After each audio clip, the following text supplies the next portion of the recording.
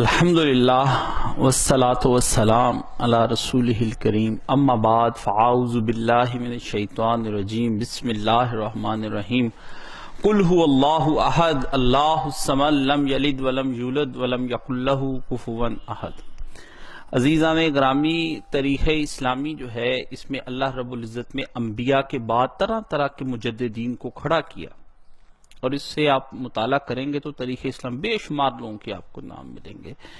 نبی کریم علیہ السلام نے خود جو سب سے بڑا کام یہ کیا کہ عرب کے اندر آپ نے دین ابراہیمی کی گویا ایک قسم کی تجدید کی۔ اس لحاظ سے آپ بھی ایک مجدد ہیں، نبی بھی ہیں، رسول بھی ہیں، لیکن آپ علیہ السلام کے بعد سے وہ پھر دین نکلا اور پوری دنیا میں پھیل گیا۔ لیکن اس کے بعد پھر یہ حالت ہوئی کہ دین اپنی اصل حالت میں نہ رہا، اور خرابی سب سے بڑی یہ آئی کہ خود دین جو عرب سے نکلا تھا اسی جگہ پر دین سب سے زیادہ خراب بھی وہیں پر ہو گیا، شرک بدعات سب وہیں پر ہوئی۔ عجیب بات تھی، یعنی جو جگہ جہاں سے توحید پھوٹی تھی وہیں پر شرک ہونے لگ گیا، جہاں پہ سنت کا چلن تھا وہیں پر بدعت رائج ہو گئی، جہاں اللہ اور اس کے رسول کو سب سے اوپر مقام حاصل تھا وہاں پر بزرگوں کے اقوال گردش کرنے لگ گئے۔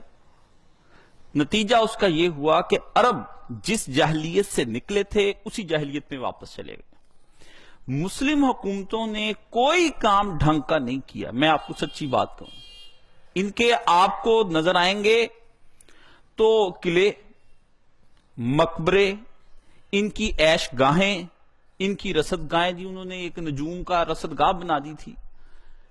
کوئی ادھر ادھر کے تھوڑے بہت ہاسپٹلوں کا بھی پتہ چل جاتا ہے آپ کو۔ انہوں نے کوئی اسلامی یونیورسٹی قائم نہیں کی، یہ ایک سوال ہے۔ یہ یونیورسٹیز انہوں نے قائم نہیں کی، یہ انفرادی طور پر علماء نے دین کا کام کیا، اور بڑی قسم پرسی کی حالت میں کیا، اور بڑی غربت کے عالم میں کیا، اور بڑی تنگی کے عالم میں کیا، علماء کے ساتھ ہوتا آیا۔ لیکن انہوں نے مکہ مدینہ میں کوئی ایسا انتظام نہیں کیا کہ جس سے باقی دنیا وہاں پر دین کا علم حاصل کرنے کے لیے خود کوئی انتظام نہیں کیا۔ لوگ علماء پیدا ہوتے گئے، کچھ عمرہ نے ساتھ دیا، کچھ اس طرح سے یہ انفرادی حکومتی طور پر کوئی ادارہ نہیں بنا۔ یہ سوال ہے کیوں نہیں بنا؟ آخر نبی علیہ السلام نے اپنے بعد میں جو اپنے سب صحابہ کو تعلیم دیتے تھے، صحابہ صفہ کو بٹھا کر کے، وہ اسلام کی سب سے پہلی درسگاہ جس پہ آپ علیہ السلام نے کچھ لوگوں کو چوز کیا کہ ان لوگوں کو دین سکھایا جائے۔ کچھ لوگ جہاد کے لیے جاتے تھے، کچھ کام کرتے تھے، تو ایسی صورتحال کوئی پیدا نہیں کر سکے مسلمان۔ نتیجہ اس کا یہ ہوا کہ دین سے دوری ہوتے ہوتے ہوتے ایک وقت یہ آ گیا کہ عرب میں وہی کچھ ہونے لگ گیا جو نبی علیہ السلام کی بعثت سے پہلے ہوا کرتا تھا۔ یعنی اگر آپ کو میں اور اس کو پھر جس کسی شخص نے بدلنے کی کوشش کی اس کو پھر ہمارے ہاں بدنام ہوا۔ ایک ایسا آدمی جس نے نبی علیہ السلام کی طرز زندگی پر عمل کر کے دکھایا، اور اسی کے نام سے آج کل پھر ہم پر لان تان بھی برسے گی، اور اس نے نبی علیہ السلام کے نقش قدم پر چل کر علم کو دوبارہ سے لوگوں کے سامنے خالص کر کے دکھایا، اس کو بدنام کیا۔ اس کا نام ہے امام محمد بن عبد الوہاب النجدی رحمت اللہ علیہ۔ آپ امام وقت ہیں، وہابی کا لفظ یہیں سے بنا۔ نام ان کا تھا محمد، باپ ان کے نام تھا، ان کا نام تھا عبد الوہاب، لیکن نسبت دینے کے لیے جاہل لوگوں نے ان کو ہی عبد الوہاب سمجھ لیا، اور جگہ جگہ پر انٹروڈیوس عبد الوہاب، اور اس سے وہابی بن گیا، ادھر سے ہم بن گئے، اور پھر آگے سے آگے بات چل نکلی۔ یہ آدمی اتنا قیمتی، انمول اور بے نظیر آدمی تھا کہ اگر اس طرح کے دو چار محمد آج اٹھ جائیں تو امت کو ضرورت نہ پڑے نئی تجدید کی۔ لیکن اس آدمی سے اللہ نے وہی کام لیا جو حضرت محمد رسول اللہ صلی اللہ علیہ وآلہ وسلم سے لیا۔ آپ کے نام کے مطابق نام اور آپ کے کام کی طرح کا اس نے کام کیا، لیکن نبی نہیں، امتی بن کر، حضور کے نقش قدم پر چل کر، حضور کی تعلیمات کو سیکھ کر اس کو پھر عام کیا اس آدمی نے، اور اسی کو دنیا نے بدنام کیا. یہ ایک شخص امام بھی ہے اور بدنام بھی ہے.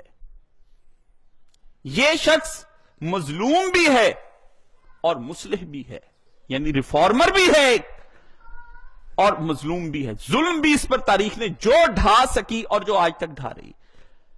اپنے بھی خفا مجھ سے اور بیگانے بھی نہ خوش، میں زہر ہلا ہل کو کبھی کہہ نہ سکا کند. یہ اس آدمی کا مسئلہ تھا، اور اس آدمی نے اپنی پوری زندگی لگا دی دین کو عام کرنے. جب یہ آدمی پیدا ہوا تو اس سے پہلے کا جو مسئلہ تھا اس کو ذرا آپ سن لیں کیا تھا. اس وقت ان کے اپنے ہی علاقے میں جبیلہ کے اندر وادی حنیفہ میں زید بن خطاب کی قبر کی پرستش ہوتی تھی. ان کی قبر کی، ایک صحابی کی قبر کی پرستش ہوتی تھی. دریا میں بھی، دریا یعنی ایک علاقہ ہے میں بعض صحابہ کے نام سے منسوب قبریں اور قبے عوام کی جاہلانہ عقیدت کے مرکز بنے ہوئے تھے. وادی غبیرہ میں زرار بن ازور کا قبہ صحابی بدعتیوں کی نمائش گاہ بن رہا تھا. سب سے بڑھ کر یہ کہ بلیدۃ الفدا میں ایک پرانے درخت کے ساتھ جوان مرد اور عورتیں جو سلوک کرتے تھے اس کے بیان سے زبان قاصر ہے. خلاصہ یہ کہ مایوس عورتیں اولاد کی تمنا میں اس درخت سے ہمکنار ہوتی. آپ کے ہاں بھی یہاں بہت کچھ ہے اس طرح کی. نیز دریا کے پاس ایک غار تھا جس میں شرمناک حد تک برائیاں ہوتی تھیں، اور یہ سب کچھ کس پر ہوتا تھا؟ دین کے نام پر ہوتا تھا، مذہب کے نام پر ہوتا تھا. جو آج سیکولر بھی ہمیں سوال کرتے ہیں، غیر مسلم بھی ہم سے یہی سوال کرتے ہیں دین کے نام پر. اور جو دو چار شخص سے امر بالمعروف نہیں عن المنکر کرنے والے، ان کو کوئی پوچھتا نہ تھا. یہ ان کے اس دور کا. اور خانہ جنگی، بہت سیاسی حالات، ابتر، آپس میں فرقے، آپس میں لڑائیاں، افتراق، انتشار، قبائلی طور پر ایک دوسرے کے ساتھ جنگ ہوتی تھی اور کسی کو چھوڑتے نہیں تھے. اور وہی کچھ کرتے تھے جو عرب نبی علیہ الصلوۃ والسلام کی بعثت سے پہلے کیا کرتے تھے، وہی عرب کی جاہلیت. میری ایک بات آپ یہاں پہ رک کر سن لیں. اسلام اور جاہلیت کا آپس میں مارکا لگا ہوا ہے، اور پہلے دن سے لگا ہوا ہے.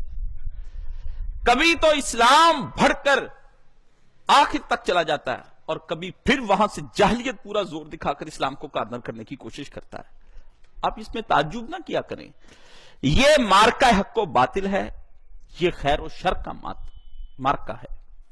اس میں پسپائیاں بھی ہوں گی، ہزیمتیں بھی ہوں گی، شکستیں بھی ہوں گی، اور فتح بھی ہوگی. کبھی آپ نیچے، کبھی وہ اوپر، کبھی آپ اوپر وہ نیچے. یہ عروج و زوال کی ایک داستان ہے اسلام کی. جو لوگ اسلام قبول کر لیتے ہیں ان کو یا تو اسلام کی کمال ہی کمال دیکھنے کی عادت ہو جاتی ہے، یا کچھ ایسے احمق ہیں جن کو زوال ہی زوال دیکھنے کی عادت ہو گئی ہے. وہ ہر بات میں کہتے ہیں ہم پستی میں جا رہے ہیں، پستی میں سائیکو کیسز ہیں یہ لوگ. اور کچھ کمال کے دور کے اندر ہی بسنا چاہتے ہیں. کچھ لوگ ایسے ہیں جو نہ کمال نہ زوال، وہ عمل کی اس دنیا کے اندر ہوتے ہیں کہ ہمیں افعال کیا کرنے چاہیے. نہ زوال سے تعلق ہے نہ کمال سے تعلق ہے، ہمیں افعال سے تعلق ہے کہ ہم کرنا کیا چاہتے ہیں. شیخ محمد بن عبد الوہاب ان آدمیوں میں سے ایک آدمی ہے جو افعال پر یقین رکھتا ہے اور افعال کے ذریعے سے کمال کی جانب جاتا ہے. وہ دیکھتا ہے سارا کچھ. شیخ کے اس وقت کے علاقے کے اندر یہ ریاض اور اس کے آس پاس کا علاقہ ہے جو سارا اس طرح سے کہلواتا ہے. برکیف شیخ ایک بہت علمی خاندان میں پیدا ہوئے، اور آپ کا خاندان مسلکن حنبلی تھا. جیسے حنفی ہیں، شافی ہیں، مالکی ہیں، ایسے ہی حنبلی. اب بھی سعودیہ کی حکومت حنبلی ہے. مقلد ہے، غیر مقلد نہیں ہے. غیر مقلد ہونا آسان بات نہیں. یہ شہادت گہے الفت میں قدم رکھنا ہے. لوگ آسان سمجھتے ہیں مسلمان ہونا، بہت مشکل کام ہے. بہت مشکل کام ہے. اہل حدیث بننا بہت مشکل کام ہے. لیبل بھی لگ جاتا ہے، حلیہ بھی بن جاتا ہے اہل حدیث جیسا. دو چار کام بھی ویسے بندہ کر لیتا ہے، لیکن بن نہیں سکتا. مطلب آپ ٹائی بھی لگا لیں، پینٹ بھی پہن لیں، کوٹ بھی پہن لیں، آپ کا رنگ بھی فیئر ہو، آپ انگریزی بھی بڑے ایکسنٹ کے ساتھ بولنا شروع کر دیں، تو آپ لگیں گے تو انگریز. लेकिन सच कहिए अंग्रेज आप होंगे नहीं, आप अंग्रेज होंगे नहीं। यही हुलिये और चंद चीजें हैं जिनकी वजह से अहले हदीसों को बड़ा नाम है कि हमारी ये लंबी लंबी दाढ़ियां, रफाइदैन खुल खुला करके एक बड़ी सी आमीन और बन गया मैं अहले हदीस। ना ना ना ना, बिल्कुल नहीं, बहुत मुश्किल काम है। आदमी का गैर जानिबदार होना एक बहुत बड़ा मार्का मांगता है।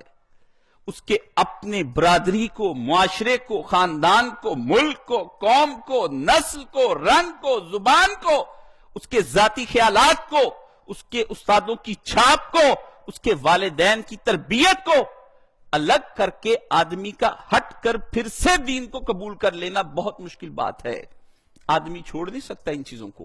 कहीं ना कहीं हक की राह में जब आप देखते हैं कि यह आदमी बात समझता नहीं है, तो समझ लीजिए कि कहीं ना कहीं इन सब में से कोई ना कोई चीज आड़े आ गई है, इन सब में से, और उसको समझाना अबस हो जाता है। आप कहते इतनी सी तो बात है जो तुम्हारी समझ में नहीं आती। वो कहता है बात तो वाकई इतनी सी है, लेकिन उस बात के सामने जो महाज खड़ा होता है, वो जो पहाड़ खड़ा होता है, वो बहुत बड़ा होता है, जिसको अबूर करना, सर करना, पाश पाश करना सिर्फ मुआहद होने के अलावा आदमी कोई और नहीं कर सकता है। हक बात को कबूल करना कोई आसान बात है? वरना अबू जहल के लिए क्या मुश्किल थी, उसको अरबी नहीं आती थी। अबू लहब के लिए क्या मुश्किल थी, उसको नहीं। वलीद को क्या नहीं आता था, उतबा, शैबा, ये अबू सुफियान, सब लोग क्या थे? पैगंबर की मुखालफत में जो उतर कर आए हैं, तो किस वजह से आए हैं? अब्दुल्ला बिन उबई सियासतदान मदीना था और तर्क रखता था लोगों के दरमियान बात करने का, मामलात को सुलझा देने का, और रसूलुल्लाह के आने से पहले इसको मदीने का बादशाह बना रहे थे सारे मुत्तफिक होकर के, लेकिन मुनाफिक, रईसुल मुनाफिकीन कहलाया। आप देखते हैं ना, तो हक बात जल्दी कबूल नहीं की जा सकती, बहुत मुश्किल है। बड़े मरहले दरपेश आते हैं, इतने आते हैं, कितने आते कि आदमी भी खुद अपने उसके गवाह और अपना जिस्म और अपनी जहनी जंग में वो शल होकर गिर जाता है। यही मामला इमाम मोहम्मद बिन अब्दुल वहाब के साथ आया। आप बहुत बड़े खानदान, हम्बली खानदान था। आपके दादा का जुब्दतुल मनासिक एक किताब थी हज की, जिस पर लोग हज अदा करते थे, वो वहां पर राइज थी। बरकैफ आपकी पैदाइश हुई 1703 के अंदर, 1703 सन के अंदर आप पैदा हुए। आपने शुरू ही से आपके घर में कुरान करीम था, फुरकान हमीद पढ़ते।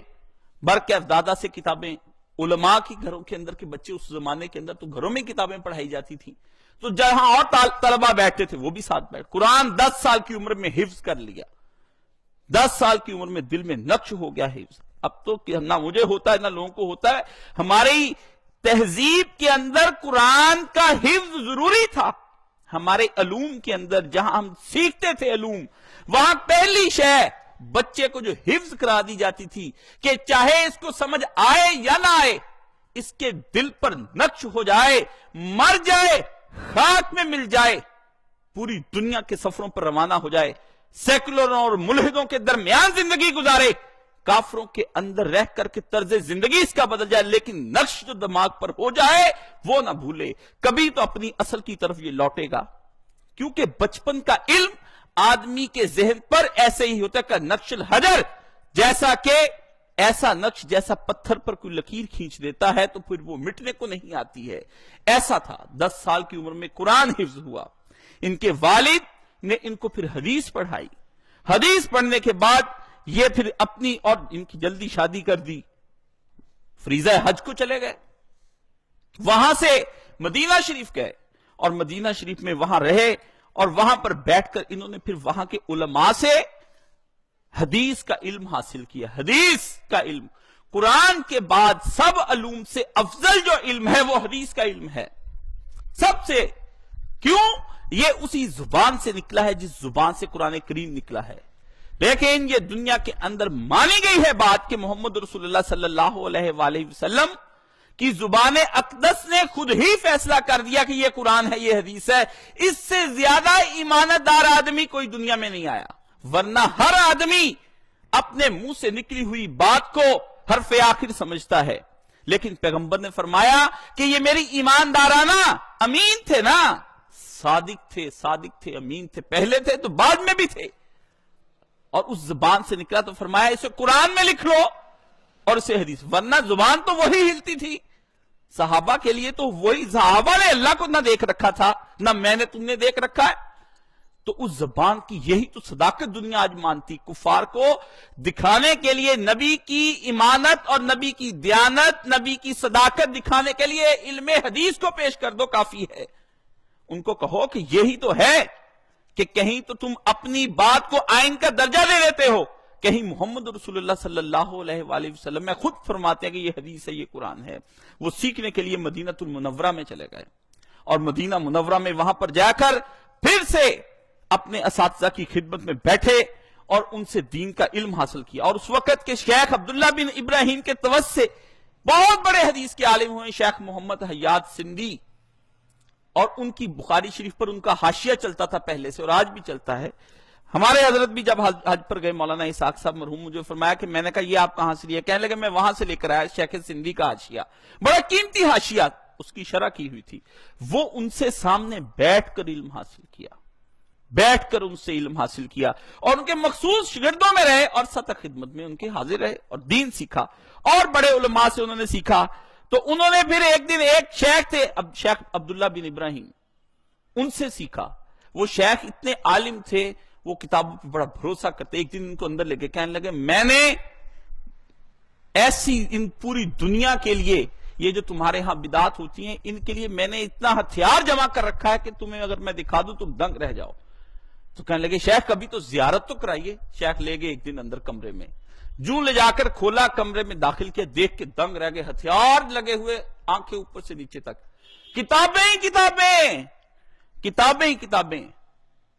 لائبریری کو انہوں نے ہتھیار کے طور پر کہا کہ یہ ہمارے علماء کے ہتھیار ہوتے ہیں۔ کہا یہ دیکھو اوپر سے تک، یہ شرک کا رد، یہ بدعت کا رد، یہ فقہ کے اندر استنباط کرنے کا، یہ صوفیاء، یہ فلاح، یہ باطل، یہ گناہ، یہ امر، یہ بالمعروف، یہ نہیں عن المنکر، یہ سب یہ کیا ہے؟ ادھر سے پڑھتے ہیں تو ہم حملہ آور ہو جاتے ہیں دوسرے پر، اور دوسرے کو پھر موقع نہیں ملتا، اس کے پاس ہتھیار کی کمی ہوتی۔ یعنی انہوں نے ان کو اس تربیت کی کہ دیکھو بیٹا، جنگ نہیں، تلوار سے نہیں، کتاب کو ہتھیار بناؤ۔ شیخ نے ان کتابوں کو وہاں پر دیکھا، اور پھر وہاں سے سنت سیکھی، اور سنت سیکھنے کے بعد پھر وہ یہاں سے پوچھتے ہیں کہ وہاں پر انہوں نے جا کے نبی کریم صلی اللہ علیہ وآلہ وسلم کے روضے پر ادھر بیٹھے ہیں۔ اب تو مسجد بہت وسیع ہے، آپ اگر اس زمانے کی مسجد کو جا کر دیکھیں تو 8 ستون ادھر کو چلے آئیے جو نبی علیہ السلام کے ہیں، اور اتنے ہی ستون گن کر 32 کے قریب اس طرف کو آئیں گے، تو اس کے بعد پھر آپ کو جو پہلا صحن نظر آتا ہے وہ کار نہ تھا، وہ دروازہ ہوا کرتا تھا، وہی باب تھا اصل میں جہاں سے آیا جایا جاتا تھا۔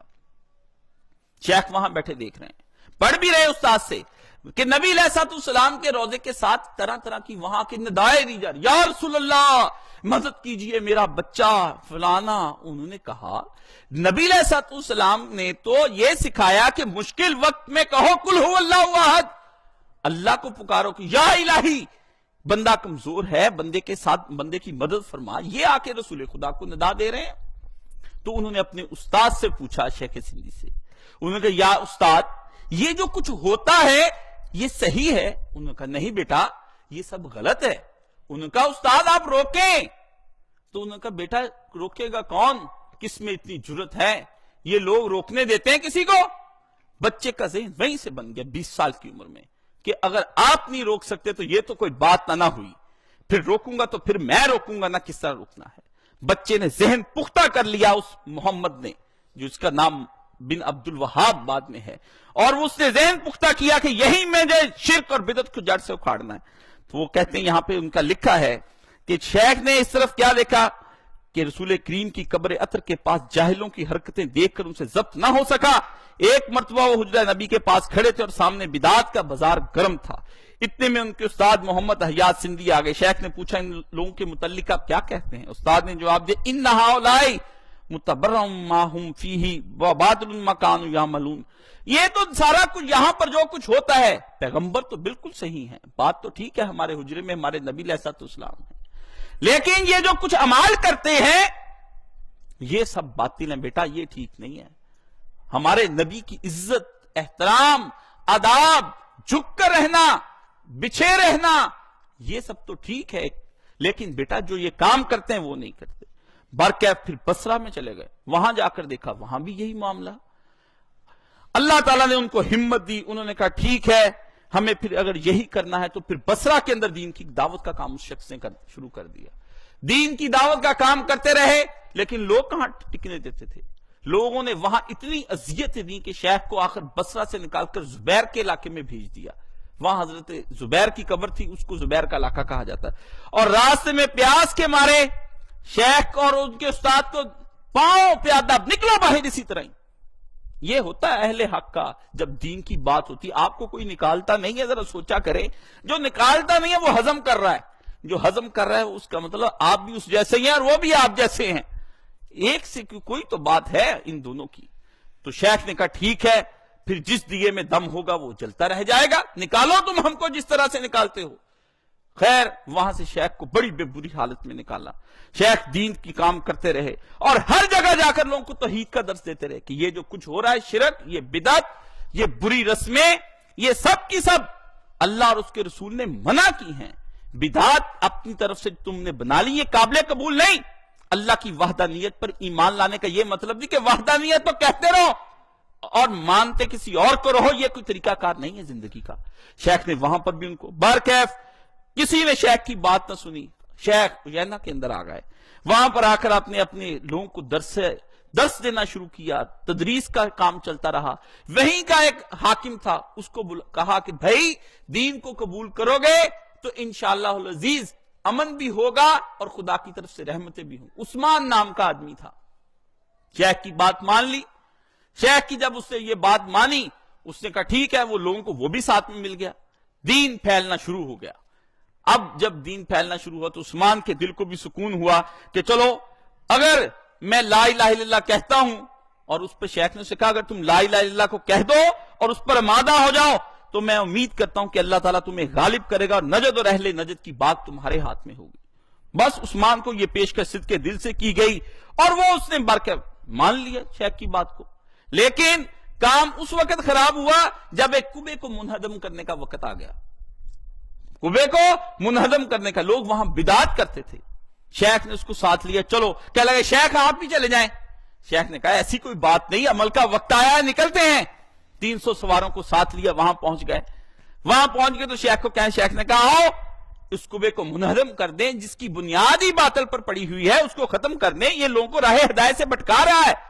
عثمان نے کہا شیخ بات یہ ہے کہ مجھے تو دنیا سے خطرہ ہے، آپ تھوڑا سا پہلی ذرا آپ ہی چلائیے. جب یہ کمزور ہوتے نا لوگ تو کدالیں چلانے سے پہلے کہتے شیخ آپ ذرا پہلا حملہ آپ کر کے دکھائیں. شیخ نے کہا اللہ اکبر عثمان ہم نے تمہاری تربیت کی، نہیں آپ کہیے. خیر شیخ نے ہتھوڑا لیا اور پہلا مارا، کعبہ گرا کے وہ ختم، پکی قبریں دور. انہوں نے کہا سادہ بناؤ جیسی قبر. قبر کے احترام کو کچھ نہیں کیا، پامال نہیں کی، اس کو کھودا نہیں. کیا اس کے اوپر سے وہ جو کعبہ بنا ہوا تھا، جو دائیں بائیں چیزیں بنی تھی، یہ شریعت اسلامیہ کی کون سی اصلاح تھی؟ یہ تکلیف دہ چیزیں محسوس ہوں گی ہمارے سننے والوں کو کہ یہ آج کیا کس موضوع کو چھیڑا. موضوع کو چھیڑے بغیر بات بنتی نہیں نا، بنتی نہیں. ساغر و مینا کہے بغیر غالب نے کہا تھا، تو ہماری بھی یہ نہیں نا، ساغر و مینا کہے بغیر نہیں بات بنتی. ہم بھی جب تک اس کو چھیڑے نا تجدید کے کام کو تو اتنے تک بات نہیں بنے گی. ہضم کرنا پڑتا ہے یہ ساری چیزیں. شیخ نے کہا اس کو انہدام کریں. اس نے کہا شیخ آپ کریں. خیر اس کے بعد جب وہ ختم ہوا تو ساری رات اہل علاقہ یہی سوچتے رہے کہ صبح شیخ نہیں اٹھے گا، انشاءاللہ بزرگ آئیں گے اور رات کو جو اس کا تختہ جو دھڑن کر کے اس کو ختم کر. لیکن الحمدللہ شیخ صبح اٹھے اور انہوں نے لوگوں کو بتایا. یہ بات پر جگہ جگہ ان کو دشواریاں ہوئی، بدعات کا خاتمہ کرنے لگے، اسلامی تعلیمات کا بول بالا ہو گیا. اور شیخ نے پھر اسے کہا کہ نماز کا باجماعت کا اہتمام کراؤ، وہ بھی شروع ہوا. اس نے کہا لوگوں سے زکوٰۃ لو اور تمام ٹیکس جتنے ہیں شیخ نے اڑا دیے. یہ دیکھیں جب زکوٰۃ لی جاتی پھر ٹیکسوں کی ضرورت، آپ ٹیکسوں کے بوجھ تلے مر گئے. یہ آج جتنے کہتے ہیں یہ ٹیکس وہ ٹیکس، اور ان ٹیکسوں کو ختم کس نے کیا وہاں پر؟ دوبارہ سے اس کی تجدید جس نے کی وہ کس نے کی؟ ان حکومتوں کے ذریعے سے. لوگوں کو اسلامی نظام قبول نہیں ہے. کیوں؟ یہ معاشی پریشانیاں برداشت کر لیں گے لیکن یہ اپنے اوپر گناہ کی پابندیاں برداشت نہیں کر سکتے. یہ کہتے ہیں پھر تو ہمیں کوڑے پڑیں گے، پھر تو چوروں کے ہاتھ کٹیں گے، ہمیں پھر کوئی تفریح کرنے کا، سیر و تفریح کرنے کا کوئی شاید موقع ہاتھ نہیں آئے گا. معاشی ٹیکس دے کرنا سینمے کی فلم پر وہ ہم دیکھ لیں گے. ٹھیک ہے نا؟ وہ ہم اپنا جہاں سے مرضی لوٹ کر لائیں، سارا دن مزدوری کر کے مل کے اندر جا کے پھر شام کی اپنی حلال کی کمائی دے کے نا طوائف کو، تو اس کا ناچ میں گانا سن لوں گا، میں نے گناہ سے باز نہیں آنا، وہ میں روتا رہوں گا کہ اللہ نے میرے حالات برے بنائے، وہ میں کر لوں گا، یہ نہیں، ٹیکس اڑاؤ اس کو۔ اور اس کے بعد شیخ نے وہاں پر تمام زکوٰۃ کا اجرا کر دیا، اور اس کے بعد کہا کہ سزائیں تجویز کر دو۔ بات بالکل ٹھیک تھی، کام بڑھ گیا، لیکن آ گیا نا مارکا، پھر وہی جو مارکا آتا ہے جس پہ بڑے بڑے لوگ پھر تھرا جاتے ہیں۔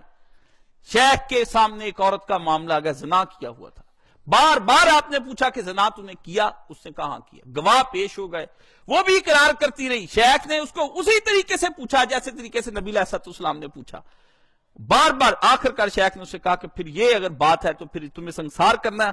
مامر کو حکم دیا اور کہا کہ اس کو سب سے پہلے سنسار کرو، اور پہلا پتھر تو ہی مار، کیونکہ بادشاہی دل سے ڈرتا ہے نا کہ میں نے بس یہ وہ شاید تھی غیر متوقع جو کسی کے لوگوں کو ہر شے ہضم ہو جاتی ہے، پتھر ہضم نہیں ہوتا نا۔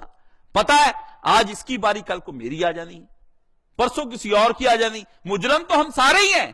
اندر تو بیٹھا نا چور، وہ کہتا ہے کہ ادھر اگر یہ ایک مارا گیا، ہاتھ میرا کٹا، کل کچھ میرے بھائی کا کٹے گا، وہ بھی چور ہے، پھر اگلے دن میری باری آ جائے گی، ہے تو سارے ہی نا اندر سے لفنٹر۔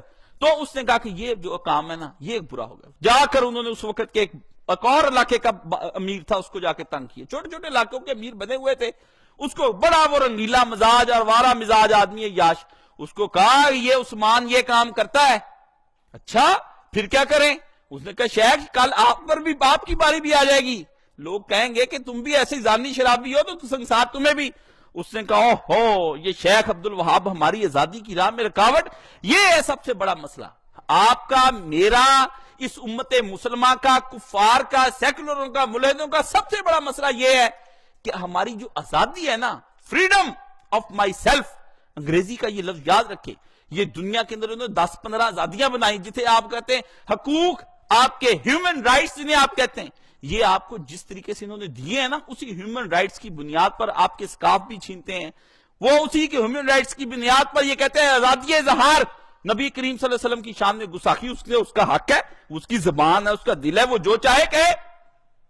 یہ ہیومن رائٹس یہ قوم متحدہ نے سب نے سائن کر دی، ایک ملک سعودی عرب نے ابھی تک کی ہے، اس نے کہا نہیں میں نے نہیں کرنے، جو مرضی ہو جائے، کیوں؟ جب چاہیں گے وہاں آگ لگا دیں گے۔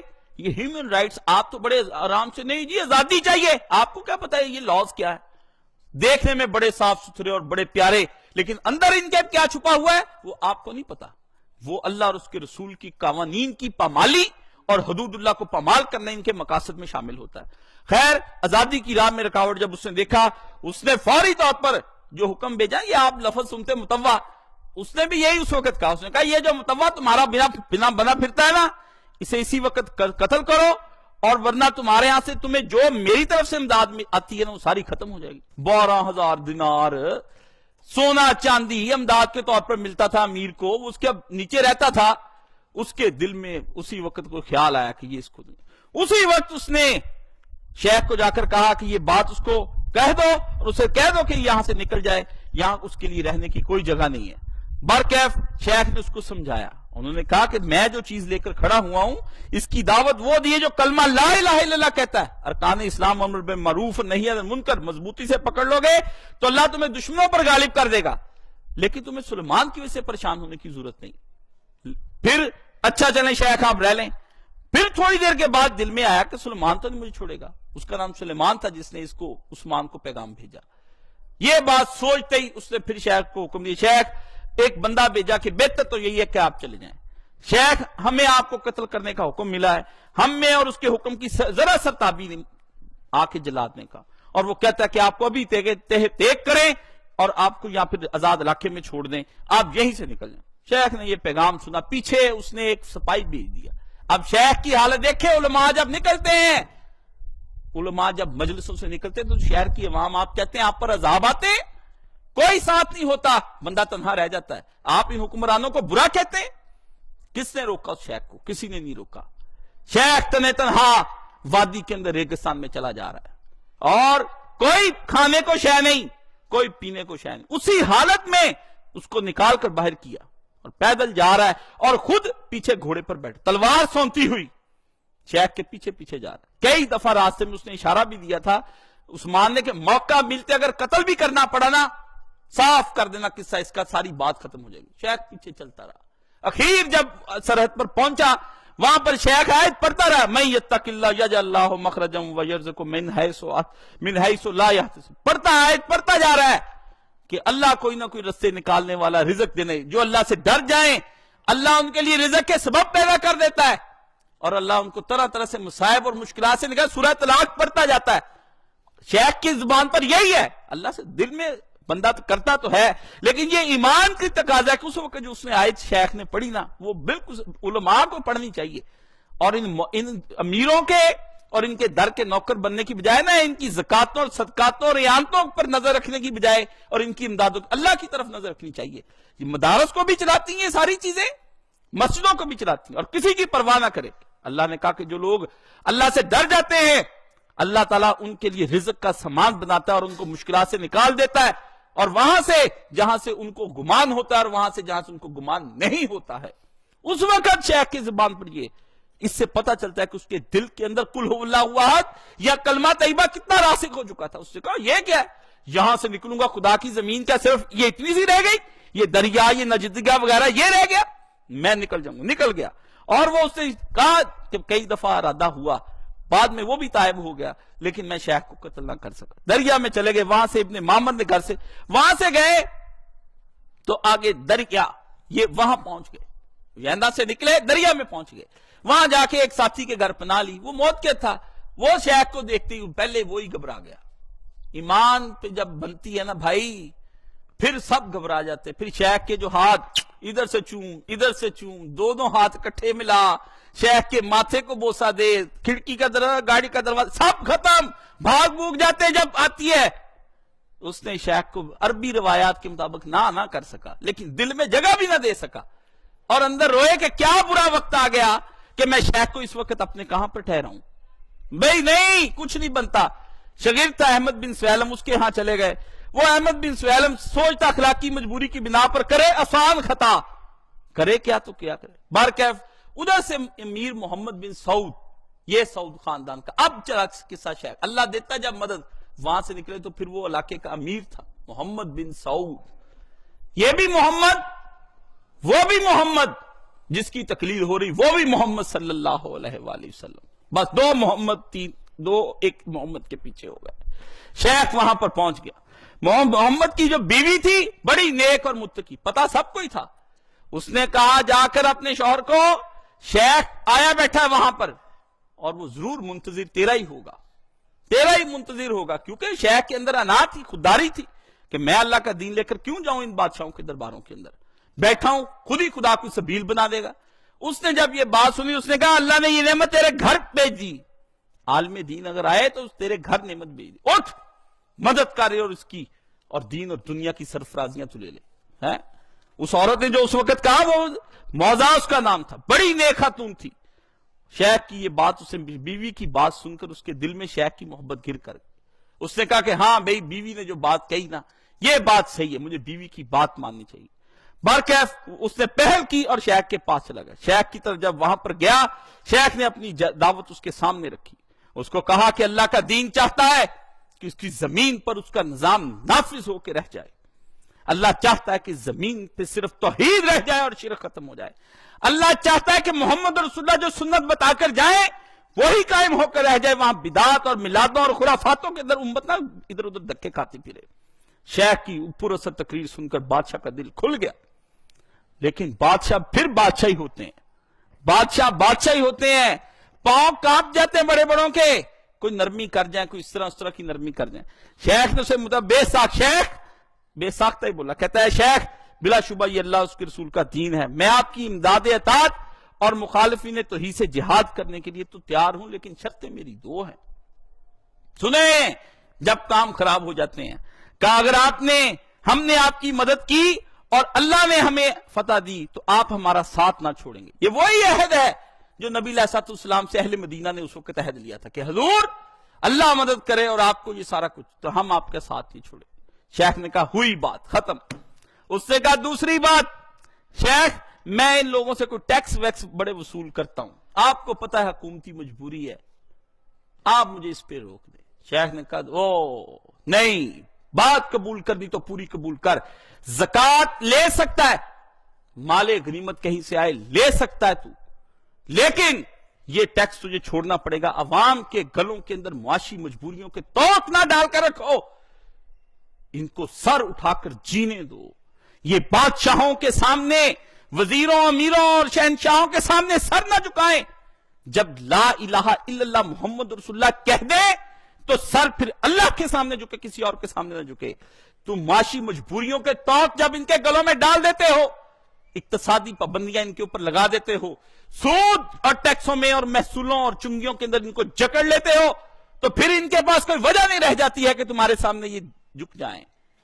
آخر کار اس نے کہا ٹھیک ہے، شیخ نے جواب دیا۔ شیخ نے کہا پہلی شرط جو ہے اس کو تو قبول میں ایسے کرتا ہوں، دم بے دم والحدم بالحدم، خون کے ساتھ خون، جہاں تیرا بہے گا وہاں ہمارا بہے گا، جہاں تیری تباہی وہاں ہماری تباہی، مریں گے بھی اکٹھے اور جئیں گے بھی اکٹھے۔ شیخ کی یہ بات سن کر کے بادشاہ کا دل اور مضبوط ہوا اور کہا دوسری شرط کے بارے میں سن لے، خدا تجھے غنیمتیں اور فتوحات اس قدر دے گا کہ تیرے دل میں بھی اس کی شے کا خیال نہیں آ سکتا جتنا خدا نے دیا کہ نہیں۔ آج اس کی نسلوں کو قرضے اتارتے پھرتے ہیں، ٹھیک ہے وہ ان کے اندر کئی کمزوریاں ہیں، دے گا خدا تجھے، ایسا ظلم نہ کرنا۔ اور اس نے شیخ کے ہاتھ پر بیعت کی، امر بالمعروف اور نہی عن المنکر سنت طریقہ اپنایا۔ شیخ کے پھر دیکھتے ہی دیکھتے اس کے اپنے بھائی بھی، جن میں مشاری، سنیان اور فرحان، یہ سب قسم کے لوگ تھے، اور اس کا ایک بھائی تھا سعود کا، جس کو تاریخ نے یاد رکھا، سنیان بن سعود، اندھا تھا، اندھا۔ اندھوں کو بھی جب اللہ تعالیٰ دل کی روشنی عنایت کر دے، یہاں تو آنکھوں والے قرآن نہیں نہ پڑھتے، جن کو اللہ روشنی دے دے، اس نے اسی وقت کہا، اس نے کہا اگر مدد کرنی اس محمد بن عبد الوہاب کی مدد کر اور کمر بستہ ہو جا، اور جان دینے کی ضرورت پڑی تو جان بھی دے دیں گے، اور مجھ بوڑھے کو بھی اگر کبھی لے کے جانا پڑا تو میں بھی حاضر ہوں اس کام کے لیے۔ وہ بھی اس وقت بھائی بھی ساتھ دے دیتے ہیں کبھی اکٹھے ہو کے، ایک جب کھڑا ہوتا ہے دوسرے بھائی کہتے اٹھو، خدا کے دین کو اس وقت نصرت کی ضرورت پڑ گئی ہے، اور ہمیں اس وقت خدا کے دین کو قائم کرنا ہے، ہمیں قائم کر کے رہیں گے اس خدا کے دین کو۔ تو پھر اس نے کہا ٹھیک ہے، بس یہی وہ بہادر ارکان۔ اب آیا وہ پھر عثمان، پھر پیچھے جب دیکھا شیخ کا چرچا ہو گیا، دولت آنے لگ گئی، پھر آ گیا، پھر کہا جی شیخ میرے ساتھ چلے۔ یہ لوگ ہوتے ہیں پہلے تو نکال دیتے نا اپنی جگہوں سے، جب مجمع ہرے برے دیکھتے ہیں اپنا نظام نہیں نہ چلتا، پھر دعوتیں دیتے ہیں آ جائیں آپ واپس کوئی نہیں پھر آتا۔ شیخ نے کہا میرے سے کیا پوچھتا، جا کے محمد سے پوچھ وہ کیا کہتا۔ اس نے کہا یہ بات پہلے طے تھی کہ شیخ پر کچھ حالات ہو جائے، جب بات ہی حدم پر ہوئی، بات ہی دم اور خون اور تباہی پر ہو گئی، اب تو دن نفع کے ہیں، میں اتنے قیمتی عالم کو جانے دیتا ہوں، نکل اپنی راہ لے۔ بارکیف اس وقت وہ وہاں پر شیخ کے پاس دور عمل شروع ہو گیا، مجالس کے اندر قرآن سنت توحید سے ممور، ہر آدمی قرآن پڑھا ہے، حدیثیں پڑھا ہے، دعوت میں وسعت ہو گئی۔ شیخ کے ارادت مند اتنے ہو گئے بھی شیخ بھی مقروض رہنے لگ گیا ان کی خدمت کرتے کرتے، یعنی اتنا آتا تھا۔ اور یہ سعود جو تھا محمد، جو کماتا شیخ کے پاؤں کے اندر لا کے رکھتا، جو کماتا اس نے شیخ کے بھی ہاتھ ایسا کھلا کہ جو دین سیکھنے لٹائے جاتا، لٹائے کوئی اپنے پاس رکھتا ہی نہ۔ اخیر شیخ نے اسے نہ کر دی کہ یار اب میں بوڑھا ہو گیا ہوں محمد، یہ سب چیزیں جو ہے نا تو خود ہی اس کو کوئی بنا اکاؤنٹنٹ کا ادارہ کہ وہ اس کو سنبھالے، میں نے اس میں کیا کرنا ہے۔ شیخ کی یہ دعوت اس وقت پھر پڑی اور بے دریغ اللہ کی راہ میں اس نے خرچ کیا۔ بارکیف پھر تبلیغ عام شروع ہو گئی، دنیا میں شیخ کا چرچا ہو گیا، لوگ شیخ کو ماننے لگ گئے، ہر طرف سے مخالفین اٹھ کھڑے ہوئے۔ اب آیا وقت جہاد کا۔ دنیا پھر ایسے نہیں نا ٹھنڈے پیٹوں مانتی، توحید کوئی آسان شے ہے؟ توحید اگر سارے نظریات میں سے ایک نظریہ ہوتی، تمام شرکوں میں سے ایک شرک ہوتا، تو پھر تو کو قبول کر لیتا۔ یہودی عیسائیوں کو قبول کرتے ہیں، عیسائی بدھوں کو کرتے ہیں، بدھ ہندوؤں کو کرتے ہیں، وہ کنفیوشس کو کرتے ہیں، وہ ایتھیسٹوں کو کرتے ہیں، وہ سیکولروں کو کرتے ہیں، وہ لبرلز کو کرتے ہیں، کرتے کہ نہیں سارے ایک دوسرے کو بتا نہیں کرتے تو اسلام اور مسلمانوں کو نہیں کرتے۔ سب کا ہدف ایک ہے کہ مسلمانوں کے ساتھ لڑنا۔ جب کیوں کہ یہ ان نظریات جیسا نظریہ نہیں ہے، باقی تو سارے ایک دوسرے کے بھائی بندے ہیں، رشتہ دار ہیں۔ شرک تو شرک ہی ہوتا ہے نا، بدعتیں ایک دوسرے کو برداشت کرتی۔ ایک میں نے کانفرنس کر لی، آپ نے ملاد بنا لیا، یہ تو ہو جائے، ایک نہ کانفرنس کرنے دے، نہ بدعت کرنے دے، نہ کوئی اور کرنے دے، تو دنیا اس کی مخالفت ہے۔ وہ تو بھائی تھا، اس نے تو چلو نام بدل کے دوسرا کام کر لیا، اس کو کیسے کہ اہل حدیثوں کے گھروں میں ہوتا نہیں، تماشے شروع نہیں ہو گئے؟ پہلے ہوتی کدھر کسی کے ہاں پہلے کیا ہوتا؟ کل شریف، پھر ہوئی رسم قرآن خوانی، اب ہوتا ہے درس قرآن۔ بدل دو، پر کر کے رہنا ہے۔ آ جائیں شیخ آپ بھی دعا کر دیں، وہ میرے جیسے بھی کوئی ایسے ہوتے